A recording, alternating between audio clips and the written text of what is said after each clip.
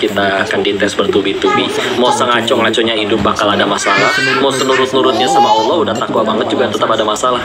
Tapi kan nanti bahagianya udah berubah. Kalau dulu bahagianya adalah mana yang aku suka, sekarang bahagianya yang mana yang Allah suka. Dulu sibuk bertanya apa aku sudah bahagia, sekarang sibuk bertanya sudah berapa orang yang aku bahagiakan. Udah berubah itu. Akan datang masalah mah, tenang aja, tetap aja pasti ada, nggak mungkin nggak. Kalau nggak pengen ada masalah ya silakan mati aja, tapi kan nanti ada masalah baru di alam yang selanjutnya. Maka bismillah, kita tinggal kitanya gimana nih mau jadiin masalah ini jadi kebaikan. Jalan kita naik tingkat. Ingat sebongkah pedang yang cantik itu, samurai katana yang luar biasa indah, dulunya kan cuman sebongkah besi yang nggak ada bentuknya, tapi dia dipanasin, diketok pakai palu, digeprek, dibentuk, dibanting-banting sampai akhirnya bentuknya jadi indah. Apakah langkahnya semudah itu? Tahu-tahu Allah jadikan simsalabim dalam bentuk pedang secantik itu? Enggak, kan dia dibentuk dulu di tempat. Jadi dalam bentuk pedang secantik itu bukan berarti nggak boleh bahagia di dunia, tapi salah tempat kalau mewajibkan aku harus bahagia di dunia ini. Karena memang tempat bahagia Allah udah nyiptain nanti di surga. Nah, yang sekarang dunia ngapain kok? Audisi untuk nyari tahu siapa yang paling layak untuk nyampe ke tempat berbahagia tersebut. Siapa yang paling beruntung? Bukan yang hidupnya paling gak ada masalah. Bisa jadi yang paling banyak masalahnya, tapi lulus dalam mengerjakan semuanya. Daripada gak ada masalah, tapi malah jadi lalai, jadi jauh sama Allah, jadi kufur nikmat. Yang lain ada yang bisa bahagia meskipun makan sehari cuma 1 kali. Ini ada yang makannya sehari 3 kali, bahkan di restoran mewah, tapi ngambek cuma gara-gara sausnya nggak ada. Kan ya Allah, ini luar biasa ya. Lagian gimana cara kalau bahagia itu harus dengan selalu keinginan kita terkabul? Coba sok, gimana caranya seumur hidup keinginan kita selalu jadi kenyataan, satu dunia nurut sama kita setiap harinya? Mustahil. Lebih mudah lagi, mendingan apapun yang terjadi kita sudah punya hati yang siap untuk mengelola itu jadi jalan kebaikan. Nah, bismillah, sok saya serahin deh biar ini banyak tanya jawabnya. Ini dari yang join kelihatannya lagi pada banyak masalah. Pasti ada masalah ya. Bismillah, silakan. Masya Allah, terima kasih ya Ustadz atas motivasinya. Karena gimana pun yang namanya hidup pasti ada masalah gitu ya, tergantung bagaimana kita menyikapinya. Pasti. Terima kasih Ustadz. Kita mau langsung aja Ustadz, kita ke pengumuman pemenang nih. Yang pertama adalah pengumuman pemenang Al-Quran Digital senilai Rp1 juta dan saldo GoPay Rp2 juta. Nih nanti aku akan sebutkan username sama pertanyaannya. Nanti Ustadz Kodenis akan menjawab pertanyaannya gitu ya Ustadz? Ya, boleh. Oke. Pertanyaan pertama ini dari @hi_akmal. Ustadz izin bertanya, apakah mencuci kaki ibu dan meminum airnya adalah salah satu hal yang diajarkan dalam Islam? Baik, silakan. Terkait yang berkaitan dengan air terus sampai akhirnya digunakan ya, yang lo tahu itu adanya kalau misalkan kita kena ain itu sebetulnya pandangan mata ya. Misalkan ada orang yang dia terlalu kagum tapi lupa memuji Allah, atau selalu mendengki dan udah gitu nggak ingat kepada Allah, terus akhirnya panah-panah dari pandangan mata itu dilesatkan oleh syaitan, akhirnya jadi penyakit buat kita. Ain itu ada ya. Salah satu cara melindunginya adalah kita baca zikir pagi petang, al-mansurat, baca Al-Quran, dan juga sibuk beramal. Karena setan untuk mengganggu kita itu dia perlu pintu masuk. Makanya biasanya orang yang punten gampang kena sihir, gampang kena gangguan yang juga ada kaitannya dengan bangsa jin, memang orang yang punten ada pintu masuknya. Dia sholat enggak, maksiat sering, ibadah jarang, tidak beriman kepada Allah. Jadi memang ada pintu masuknya. Nah, salah satu cara untuk mengobati ain itu adalah kalau kita tahu orangnya siapa yang istilahnya jadi penyebab asal muasal airnya, memang dia wudhu, nanti minta dia wudhu lalu ditampung air wudhunya lalu dipakai untuk kita mandi. Nah, kalau itu memang aku pernah tahu ada hadisnya. Tapi kalau misalkan udah gitu ada air untuk mencuci kakinya ibu kandung kita, terus udah gitu kita minum. Kalau itu aku belum nemuin tuntunannya. Perintah untuk kita bakti ke orang tua itu jelas banget, tapi salah satu cara berbakti kepada orang tua itu banyak banget caranya, bahkan tanpa harus diminum air bekas cuci kakinya pun. Kau kenal banyak orang yang nggak usah zaman dulu, zaman sekarang, yang kau tahu dia benar-benar bakti kepada orang tuanya, dan akhirnya didapati dia husnul khotimah. Orang tuanya pun ridho dengan tiap hari mendoakannya, bahkan bersyukur punya anak seperti dia. Padahal kau tahu itu anak nggak pernah minum air bekas cucian kaki ibunya, tapi kau tahu dia amat sering bantu ibunya, rajin doain, nggak pernah bikin hati ibunya bersedih dan lain-lain. Kalau sampai harus tadi ya air bekas cucian kaki ibunya terus diminum, jujur kau sih maafkan, mungkin kau yang fakir ilmu belum tahu dalilnya atau hadisnya, tapi kalau kau sih sejauh ini ngaji semenjak kenal Islam belum pernah nemuin nasihat yang sahih langsung diperintahkan misalkan dari Nabi ataupun dari Al-Quran, dari Allah melalui Al-Quran untuk kita minum air bekas cucian kaki ibu orang tua, itu belum pernah. Karena cara berbakti yang lain itu masih amat sangat banyak ya. Jangan sampai nanti soalnya jadi ya udah siniin kaki ibu, mana saya cuci saya minum, tapi terus pelit ke orang tua, lisannya masih nyakitin orang tua, kan kayak gitu nggak bener juga. Jadi masih banyak cara birrul walidain yang lain untuk bisa berbakti kepada Allah. Wallahu bisawab. Terima kasih Ustadz atas jawaban dari pertanyaan pemenang Al-Quran Digital dan saldo GoPay pertama. Kita lanjut ya Ustadz ke pertanyaan selanjutnya. Pertanyaan kedua dari @andre_putra_kejora. Izin bertanya Ustadz, apa batasan tanggung jawab orang tua ke anak? Itu sampai wajibnya sampai dia sudah usia akil balik. Ya, jadi sebetulnya secara fikih kalau misalkan ada orang tua mendapati anaknya misalkan 17 tahun dia sudah dewasa nih, mohon maaf sudah mimpi gitu ya, dan dia sudah dewasa, maka secara fikih itu si ibu atau si ayah udah nggak ngasih uang jajan ke dia tuh udah nggak apa-apa, karena sudah tidak berkewajiban. Karena yang masih diwajibkan untuk sampai ngasih nafkah istilahnya ya untuk anaknya kalau laki-laki tadi sampai akil balik, dalam artian tadi terutama yang dalam bentuk materi ya, dikasih tempat tinggal, dikasih makan minum, bahkan dikasih juga pakaian. Nah itu sampai akil balik. Kalau perempuan yang kau tahu sampai dia dinikahi sama orang lain ya.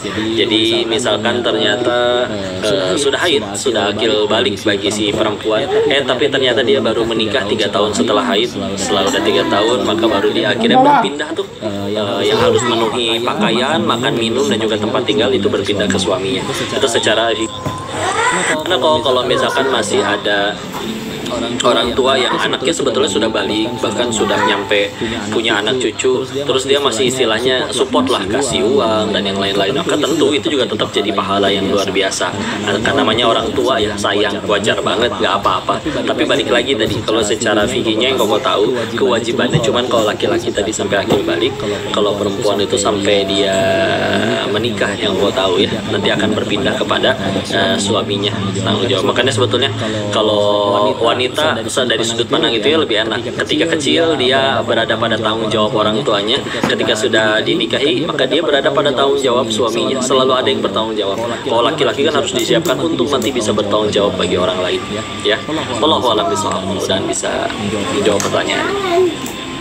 Terima kasih Ustadz untuk pertanyaan kedua. Langsung kita lanjut Ustadz ke pertanyaan ketiga. Ini dari @awanu04. Pertanyaannya, saya lihat berita banyak sekali haji ilegal. Misalnya di sana mereka berhasil melakukan ibadah haji walaupun ilegal. Yang saya tanyakan, apakah ibadah hajinya mabrur Ustadz? Terima kasih. Baik, bismillah. Kalau bicara mabrur, yang jadi juri antara kemabruran mabrur atau tidaknya memang sejatinya cuma Allah ya. Kalau kita bicara nanti dianya menganggap dulu kan nggak ada visa ya memang dulu nggak ada visa, tapi juga orangnya tidak sebanyak sekarang, jadi memang nggak nyampe terlalu padat atau gimana. Dan kalaupun ada upaya dari negara-negara berkaitan untuk membatasi, sebetulnya kan itu juga dengan etikat baik, supaya jangan terlalu padat, karena mereka tahu kapasitasnya benar-benar cuma segitu nih. Kalau terlalu padat kamu juga nggak akan nyaman, yang lain juga bakal ya empet-empetan atau gimana lah ya, sempit-sempitan. Jadi sebetulnya upaya mereka mau untuk itu, dan mereka mengatur dengan untuk negara ini kotanya segini, untuk negara ini kotanya segini. Sekali lagi itu dengan hitungan supaya insya Allah dengan kita tahu kapasitas dibagikan kuotanya, nah semuanya insya Allah bisa terlayani dengan baik. Terus gimana kalau misalkan ada yang istilahnya ilegal? Kemarin ini memang kalau pengen cerita banyak kasus seperti misalkan yang ilegal tuh yang kayak gini, dia datang dengan visa umroh, terus akhirnya harusnya pulang karena datang dari 3 bulan sebelum haji, ada yang nggak pulang-pulang. Ya, terus nanti gimana pasti ketahuan pas pulang. Cuman kan begitu pulang juga hukumannya apa? Ya dideportasi. Emang dia pengen pulang, dan yang penting kan wajibnya udah kejalanin kan, cuman sekali seumur hidup. Maka banyak yang mikir kayak gitu. Kalau kayak gitu memang istilahnya ada guru kami yang berpendapat iya ada sesuatu yang tidak fair, tidak adil, atau bahkan bisa dibilang agak zolim di situ. Karena harusnya dia nggak ada kuota tapi maksain sehingga akhirnya kuota orang terambil. Nah kalau itu tidak cerita. Tapi kalau misalkan tahu nih dari pemerintah emang ada kuotanya misalkan berapa 200.000, terus dapat kuota tambahan, terus ada orang yang ngejar kuota tambahannya itu terlepas apapun misalkan nama visanya, tanpa mengambil visa orang-orang yang udah daftar sebelumnya, yang reguler, yang WNH plus atau apapun itu, maka itu masih bisa kan, itu nggak ngambil hak orang lain. Yang kalau sampai ngambil kuota orang lain itu yang diupayakan, bahkan sebagian guru kami pun menasihati kalau bisa jangan sampai kayak begitu.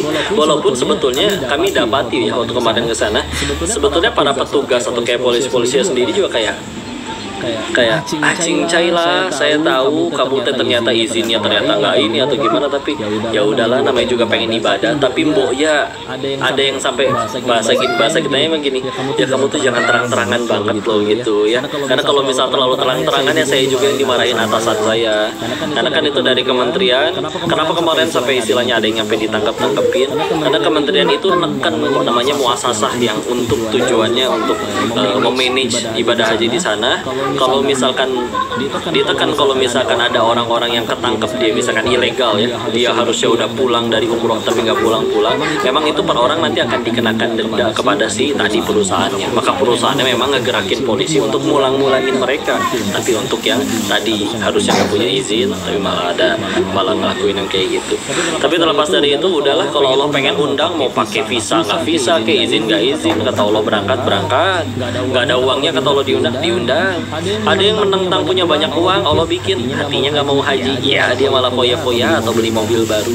Atau ada yang udah bisa tetap ke sana, dibikin waktu rangkaian haji yang 6 hari itu dibikin sakit aja di hotel, nggak bisa apa-apa, nggak bisa berangkat.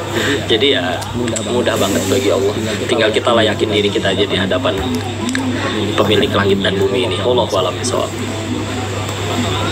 Terima kasih Ustaz atas jawabannya. Kita langsung ke pertanyaan keempat ya Ustaz, karena ini materi banget ya Ustaz. Pertanyaan keempat dari @m.avandi1. Assalamualaikum Kodenis. Saya mau tanya bagaimana mengatasi iman yang sering naik dan turun, karena dalam kehidupan sehari-hari begitu banyaknya godaan duniawi yang dilarang oleh Allah Subhanahu wa taala. Baik, istilah yang pertama tadi kita anggap itu godaan duniawi ya. Ya kita ganti sudut pandangnya supaya itu tidak jadi menggoda lagi. Kayak misalkan jengkol kan baru menggoda bagi pecinta jengkol sebetulnya. Ya, bagi orang yang gak doyan jengkol ya embung, mau dikasih kayak gimana juga, dikasih berapa kilo gratis juga nggak mau. Maka tinggal kita yuk mudah-mudahan untuk mulai bisa mengubah bahagia kita bukan di yang aku suka, apalagi yang aku suka cuma dunia doang, tapi bahagianya adalah yang Allah suka. Udah yang pertama istilah. Yang kedua, sering minta tolong terus jelas kepada Allah. Ya, karena kadang kita suka lupa minta tolong ke Allah. Bangun tahajud misal, kita lebih percaya sama alarm, padahal minta aja habis sisa, ya Allah pengen tahajud, gak pakai alarm pun Allah bangunin pasti bangun. Terus kalau lagi futur jangan sendirian ya, paksain nyari tempat atau teman di mana mereka kita tahu mereka pasti lagi berbuat amal soleh. Kan mereka lagi pada ngapalin Quran, kita nimbrung, masa kita main game sendiri, pasti malu. Nah kalau mereka lagi pada pacaran semua, kita lagi galau, ada cowok itu ngedeketin, terima jangan ya, nanyanya ke orang yang pacaran. Oh udah pasti langsung dikompor mendugin itu. Tapi kalau misalkan ya itu pentingnya circle. Yang kedua, yang selanjutnya ingat sama dosa-dosa kita sendiri. Kadang kita mesti bisa mikir, ya Allah, itu orang sholatnya telat terus, tapi bisa nggak ya ke surga? Kita mesti bisa jawab, pasti bisa, karena saya tahu dia nggak punya dosa sebanyak saya.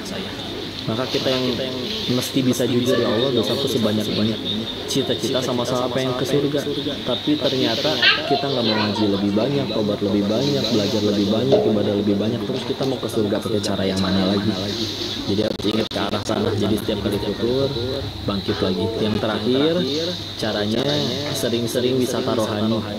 Misal kemana wisata rohani itu? Ke kuburan. Ya Allah, dia lebih kaya, tapi akhirnya dimakan cacing juga hartanya ngenyamatin. Datang ke orang-orang yang lagi kena, mohon maaf ya, kanker atau kena penyakit-penyakit yang jauh lebih berat dari kita, tapi mereka kok bisa-bisanya lebih ceria dari kita. Itu kalau ketemu mereka tuh otomatis masalah kita langsung jadi receh biasanya. Nah itu amat sangat menghidupkan hati. Membelai kepala anak yatim, bismillah, itu sebagai cara